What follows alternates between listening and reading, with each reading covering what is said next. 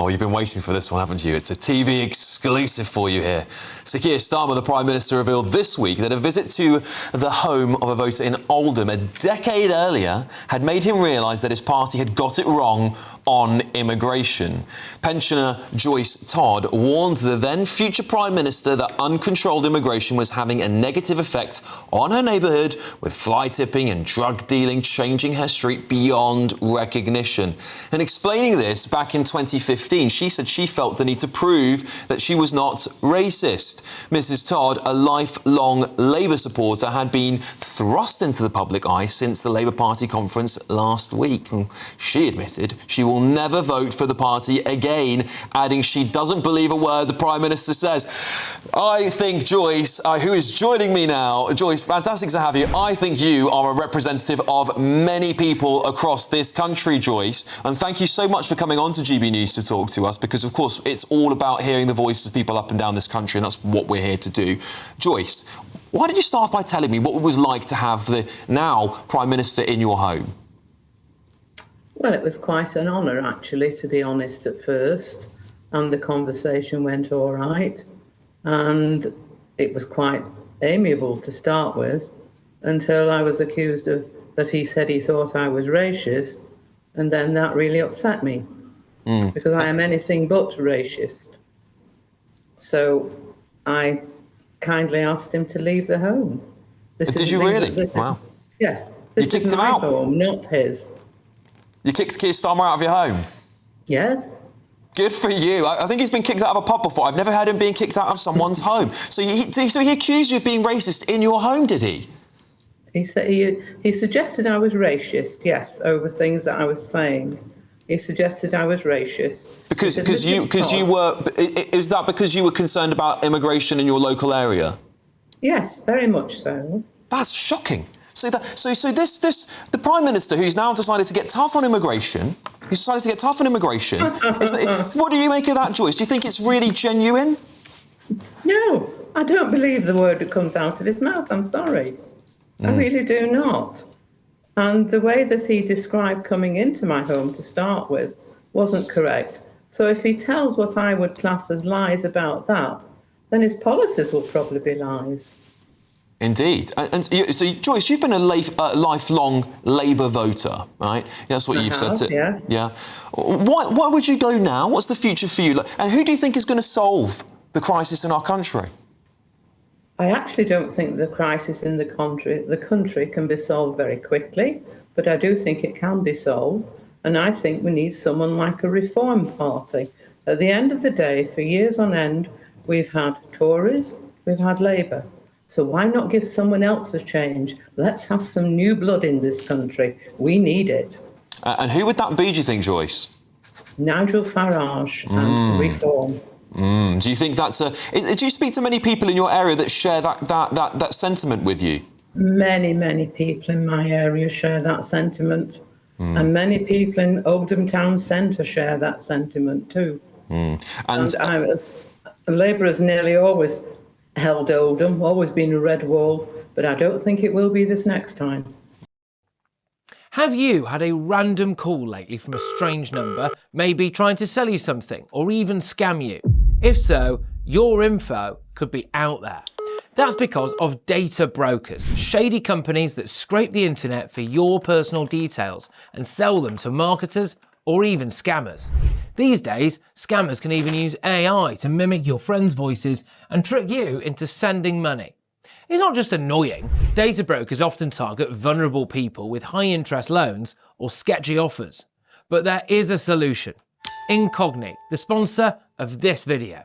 Incogni contacts data brokers on your behalf and requests your info be deleted from their databases. And because your data can keep popping up, Incogni keeps sending removal requests to make sure it stays gone. They've just launched a new unlimited plan with custom removals. If you find your info on a weird website, just send them the link and their privacy team will work to get it taken down. Getting started is easy. Hit the link in the description, create your account and let Incogni handle the rest. It's risk-free for 30 days and you'll get 60% off an annual plan with the code GBNews. Take back control of your data with Incogni. Interesting stuff, Joyce. And has your area continued to change since you spoke to the now Prime Minister Keir Starmer all the way back in 2015, for the better or worse? It's gone worse, not better. What's worse about it?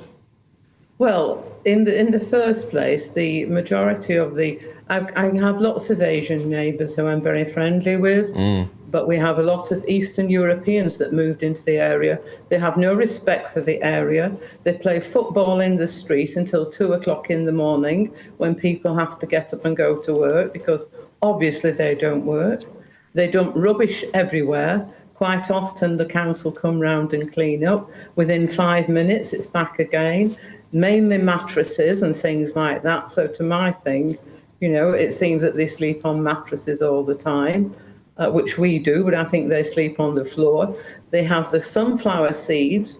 They constantly spit the cases onto the floor. We look as if we have white carpets on our streets because there are that many of them. They crowd together, and I'm not intimidated. I'm not a person to be intimidated.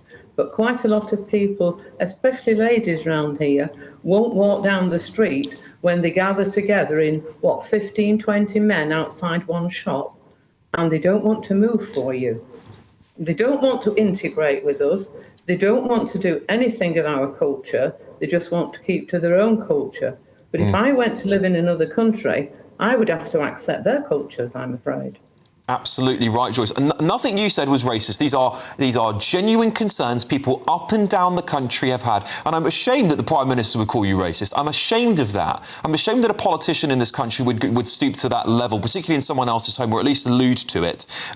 Do you think multiculturalism's failed in Britain? Yes, I do, actually. I think it's failed a great deal. And what can we do to remedy this situation? And what would be the number one policy you'd like to see happen in Britain? The number one policy is that I think multiculturalism can succeed, but it's got to be with legal people, not illegal people. We need to stop the illegal people coming into our country. At the end of the day, we are just the laughing stock of the world. We're the land of milk and honey. It's a gravy train for a lot of people. And yet our own people that have fought in the war, that have gone out to Afghanistan and fought out there, can't get a penny. So why should all these other people get all this money and all the benefits? It's totally wrong.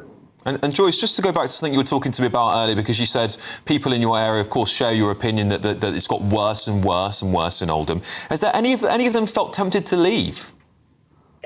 I think quite a lot. Of course, quite a lot of us might want to leave.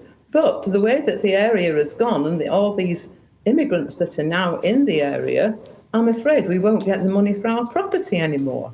And many of us have spent a lot of money on our property. And you don't buy property to lose money on it. You buy it to try and make money on it and have a comfortable life out of it. Indeed. Joyce Todd, thank you so much for joining me. A former lifelong Labour supporter there who met the now Prime Minister all the way back in 2015. Bombshell stuff there, calling you a racist in your own home. It's despicable stuff. Joyce, thank you so much for joining me. I want to bring Paul Richards here. He's sitting next to me. He's been listening into some of that commentary there. So just to give you, if you couldn't hear all of it, Paul, but, Joyce said that the Prime Minister essentially alluded to her being a racist in her own home. She kicked him out of her house, which I would rightfully do if someone said that to me in my house. Do you think the Prime Minister's got something to answer for there? Well, I thought it was quite interesting that he even mentioned it in his great big speech at all, because, I've written plenty of these, and what you do is if you're mentioning anyone, you check with them first and you'd make sure that they're happy to be mentioned. He wasn't mentioned by name, but I believe the Manchester Evening News kind of tracked her down in Hathershaw, which is a part of Oldham, and got the story out. But anyway, I suppose all I'd say is I'm sorry we've lost her vote. It sounds like she's not coming back to the Labour column anytime soon. Her and many millions of others as well. What I'd like to have asked Joyce is how does she feel about the fact that 2,213 illegal migrants entered the UK this week in 33 dinghies. How's smashing the gangs going, Paul? Well, listen, gents, I'd love to find out the answer, but we will, because we've got a lot more to talk about. We've just run out of time. Very keen to get to it in 2 seconds. Very quickly that I believe, because I listened to the Keir Starmer speech in its entirety, that actually she was at pains to say that she had been to her neighbour's wedding, and her neighbour was Asian, and she'd been to a full-scale Asian wedding in an attempt to show him that she was not racist. Well, there you go. Went into the conversation as well. There you go. And listen, I know the government, for a bit of balance here, they would say that immigration is the lifeblood. Perhaps they'd say this is the lifeblood of the country and that it's good for Britain and that actually we all just need to get on with it and stop moaning and it's lovely economic growth with it. That's what they would say, perhaps.